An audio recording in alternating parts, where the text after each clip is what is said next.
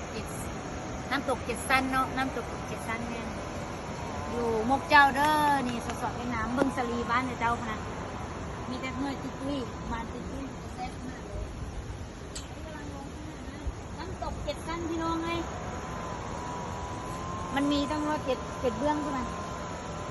ตายมาเลยทางลงไม่ลงธรรมดาคอยเด้อ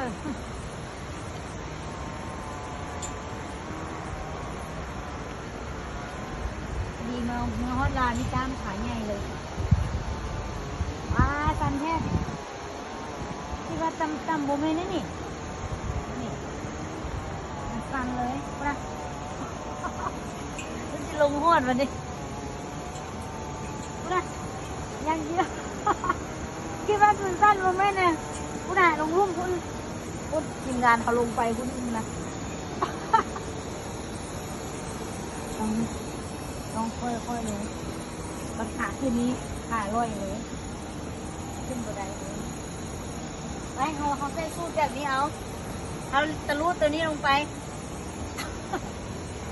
ใส่ตะลุนี่ลงไปเลยนี่ตูดเดินสิไปหอด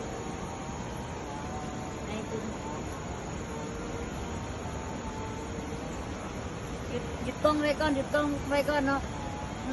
หมดตอนนี้ลงมาฮอนแล้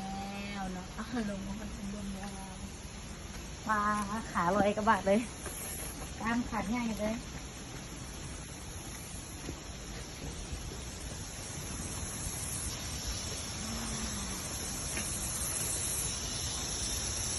โอ้ห้องน้ำธรรมชาติรูนน้ำตก